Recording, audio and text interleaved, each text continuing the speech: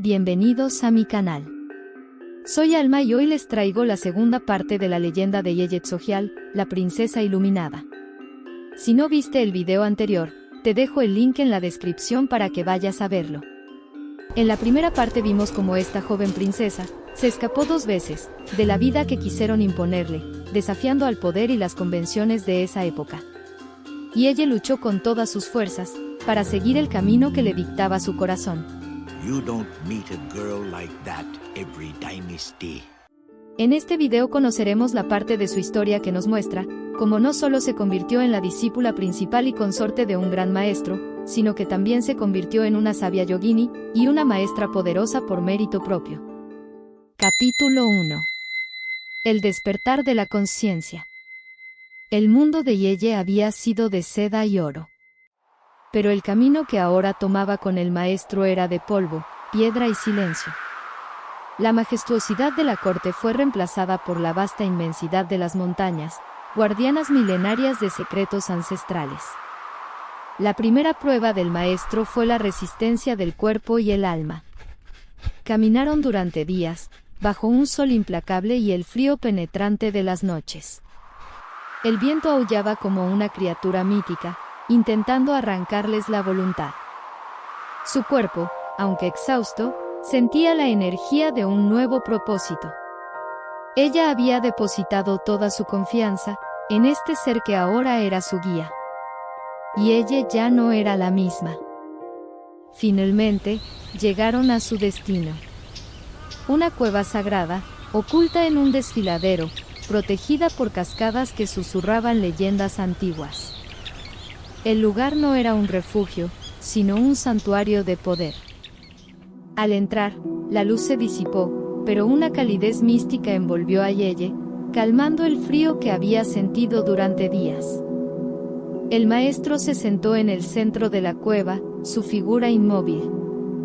Fue ahí donde supo que este era el lugar de su transformación, el sitio donde su vieja vida se disolvería y su nuevo yo comenzaría a nacer. El silencio de la cueva era el verdadero maestro, invitándola a mirar hacia su interior. La primera lección no fue un sermón, sino el silencio. El maestro le enseñó la meditación, no con palabras, sino con el ejemplo. Al principio, la mente de Yeye era un torbellino. Las voces del palacio, el eco de las risas vacías de la corte, la imagen del rostro enojado del rey.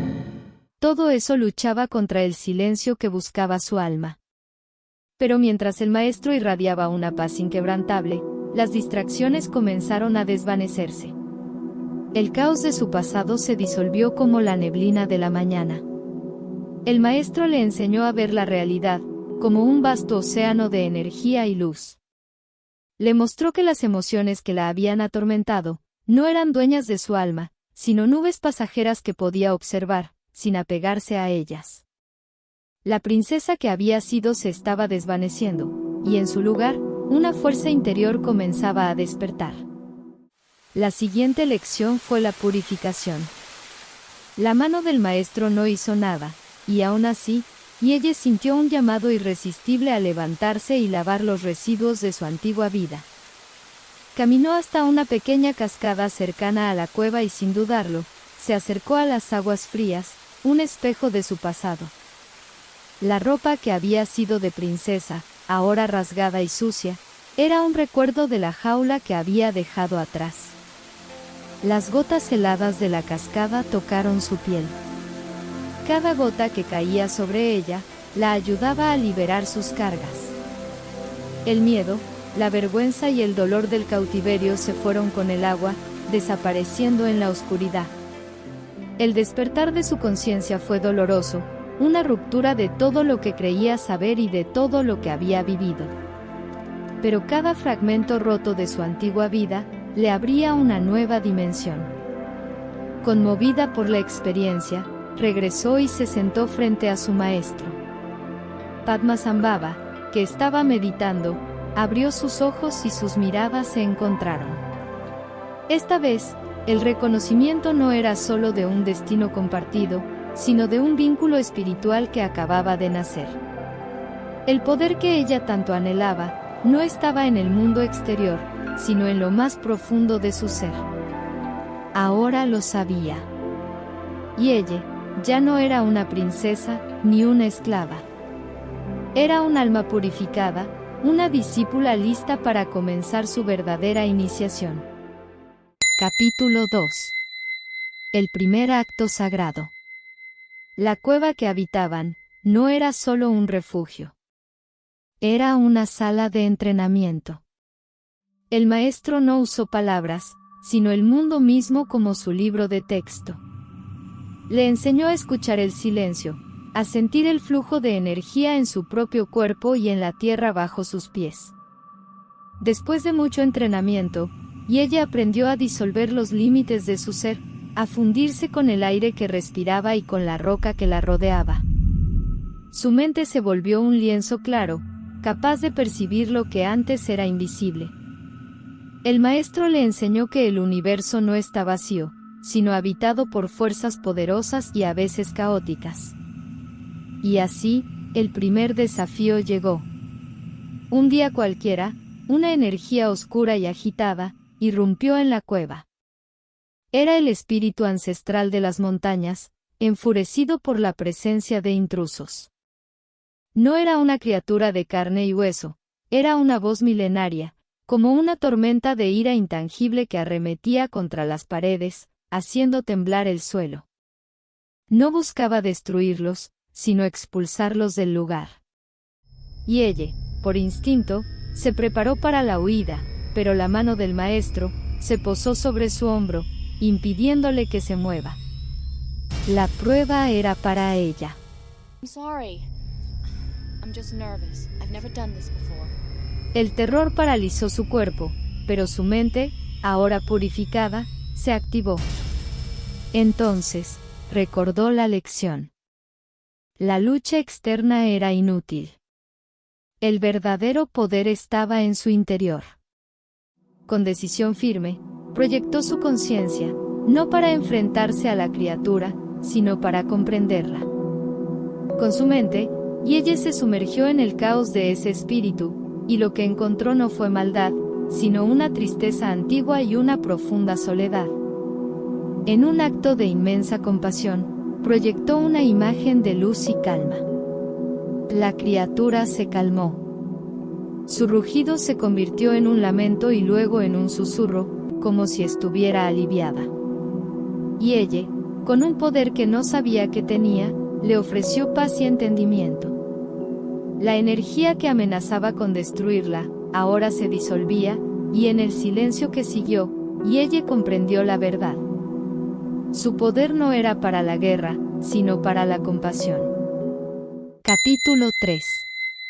El dominio de los elementos. La cueva había sido la sala de clases para el alma, pero el mundo exterior era el verdadero examen. Padmasambhava y la emperatriz del océano de sabiduría continuaron su ascenso, en busca de un lugar de poder. Con cada paso, ella sentía que las fronteras entre su ser y la naturaleza se disolvían.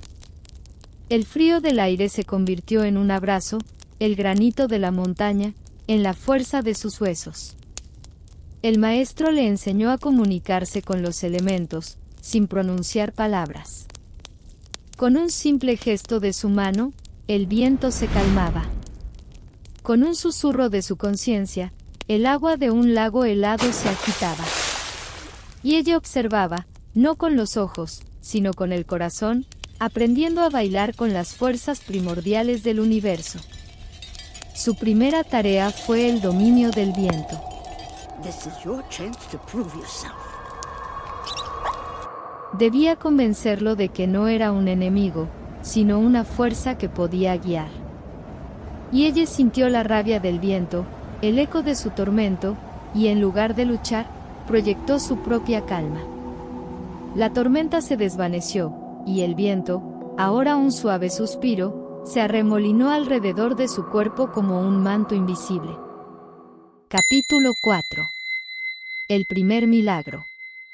La princesa iluminada había desarrollado su poder, pero el maestro le enseñó que el verdadero propósito de la iluminación no es para uno mismo, sino para aliviar el sufrimiento de los demás.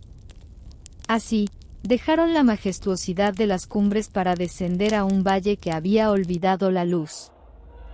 Llegaron a un pueblo envuelto en una niebla gris, donde el silencio no era de paz, sino de muerte y desolación. Y ella sintió la plaga invisible que asediaba al pueblo. No era una enfermedad de la sangre, sino una de las almas. Una energía oscura y parasitaria que se alimentaba de su esperanza y hacía que sus campos se marchitaran. Era un eco del mismo tipo de maldad que había enfrentado en la cueva, pero más sutil y arraigada en el dolor humano. El maestro, con su mirada, le dijo que esta era su nueva prueba. Con una fuerza que parecía venir del mismo centro de la tierra, y ella desterró la sombra. La energía oscura no se disolvió en el aire, sino que se transformó. Las lágrimas de los aldeanos se volvieron esperanza, la tristeza se convirtió en un suspiro de alivio. You have saved us all. Los campos secos de la aldea, en un milagro de la naturaleza, comenzaron a reverdecer. El sol, que había estado oculto, irrumpió en el cielo y bañó a todos con una luz cálida y curativa. Así como Yeye usó su compasión para disipar la oscuridad del valle, tú puedes ayudarnos a disipar la nuestra. Dale me gusta y suscríbete para iluminar este canal. No te cuesta nada, y a mí, me ayudas un montón. Capítulo 5. La sombra del pasado. La noticia del milagro de Yeye en el valle viajó más rápido que cualquier caballo.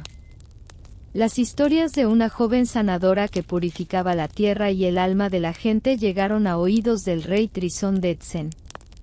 Humillado y ciego de rabia, el rey no vio un milagro, sino una amenaza a su poder. No podía permitir que la concubina que lo había desafiado se convirtiera en una leyenda. Entonces envió a un emisario, para capturar a Yeye, y que sus habilidades le sirvieran a él y a su reino. How many men does it take to deliver a message? El emisario, un hombre de la corte, no entendía de milagros ni de iluminación. Su mente estaba llena del veneno de la avaricia del rey, y estaba ansioso por obedecer sus órdenes. Llegó hasta donde se encontraba la princesa ahora devenida en maestra, con la intención de recordarle su lugar, y de hacerla volver a una vida de servidumbre. Pero Yeye ya no era la princesa asustada que había conocido. Su porte era el de una reina, pero no de un reino de oro y poder, sino de un reino de la compasión y la sabiduría. La batalla no ocurrió con espadas, sino con el poder de la conciencia.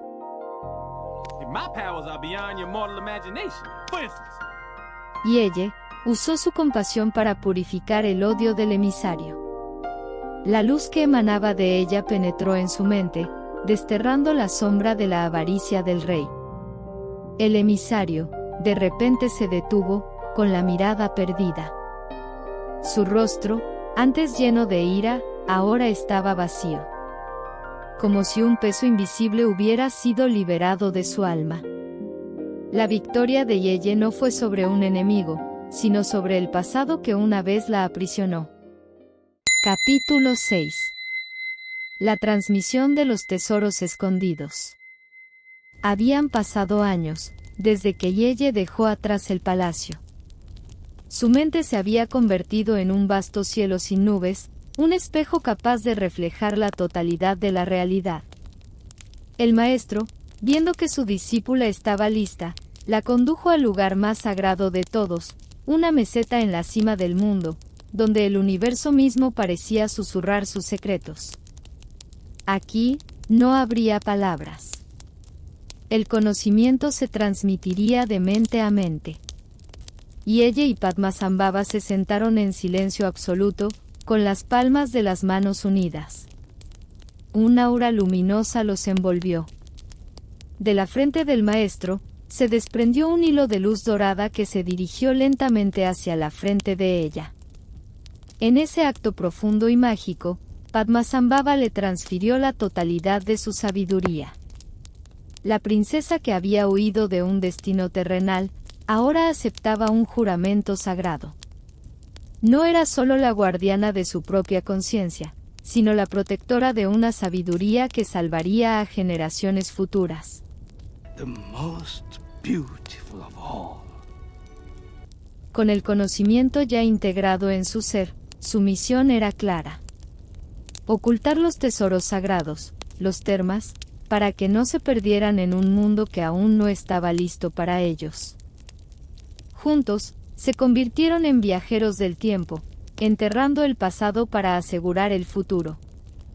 Cada objeto sagrado, que ella escondía, era un acto de fe, una semilla de iluminación plantada en la tierra, que esperaría pacientemente el momento de florecer. En una cueva, escondieron el pergamino de la compasión. En el lecho de un lago místico, un cuenco que contenía la verdad sobre la impermanencia. Yeye Tsogyal no era solo una discípula, era el corazón de un legado, convirtiéndose en una guardiana de la sabiduría para toda la humanidad. Will know what you have done for China. Su trabajo había terminado. Ahora comenzaría su propia misión como maestra. Capítulo 7. La maestra y su legado. La lección final del maestro no fue con una prueba en los confines del mundo, sino con un simple adiós. A solas, la emperatriz del océano de sabiduría ya no era la discípula, sino el faro. Su poder, forjado en la soledad de las montañas y probado en el valle, ya no era solo un regalo, sino una responsabilidad. Dejó atrás a su maestro, y el camino que eligió fue el de su propia luz. La maestra no viajó para conquistar reinos, sino para sanar almas. Encontró a discípulos en los lugares más inesperados. Un pastor de cabras en una meseta helada. Un monje solitario en un monasterio olvidado. Una anciana tejedora en una aldea remota. A todos les dio la misma lección, que la verdadera sabiduría no se encuentra en libros, sino en el corazón.